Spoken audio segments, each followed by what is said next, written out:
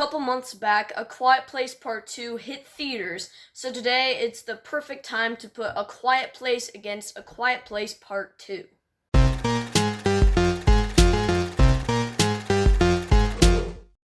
Hello everybody, welcome back to another video. My name is Gabriel and I love to rank movies.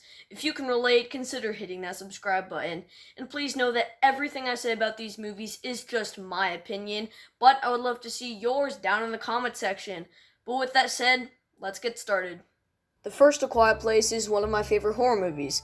I haven't seen many from the genre, about 10 actual horror movies, and while I don't really think this movie is scary, it is still super suspenseful and one of those edge-of-your-seat films.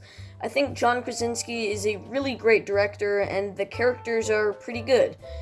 They are pretty one-noted, maybe, but they are still great and acted amazingly. The child actors are so good in both films, and I think that it is really impressive that the girl that plays the daughter is deaf in real life.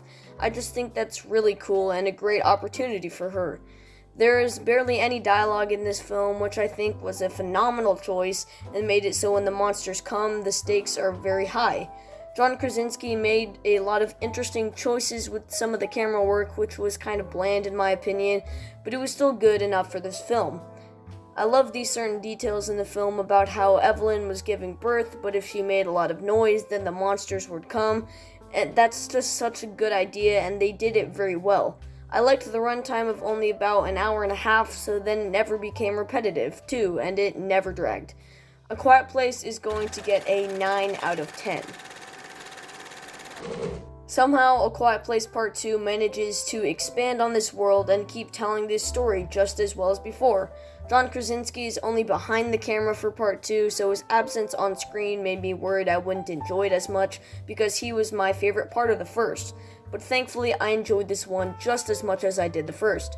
The inclusion of Cillian Murphy wasn't my favorite, and I don't think that A Quiet Place Part 2 was as suspenseful as the first, but both are amazing.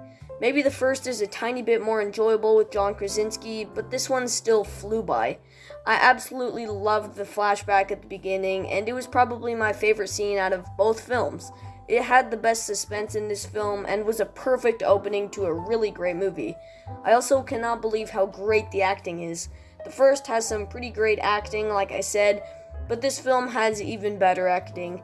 Emily Blunt was obviously great again, but the kids gave even better performances, which were phenomenal. There was a really good character arc for Marcus in this film that definitely paid off that I loved too. This one has a lot more dialogue, which I didn't like very much for a film called A Quiet Place, but when the monsters did come and it was quiet, it was very suspenseful. I kind of feel like the first has suspense and this one has suspenseful action, which I don't really like, but it's okay. Just like the first, the sound mixing is phenomenal, and it would be really fun to see in a theater. Sadly, I didn't see either of these in the theater, but the TV I watched these on had great sound. You can tell that Cillian Murphy's character was a replacement for the dad in the first, but he wasn't nearly as likable and only an okay character.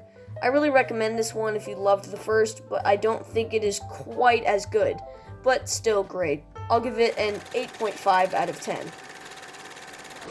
But with all that being said, I think that both of these films are great, though the first A Quiet Place is going to take the throne.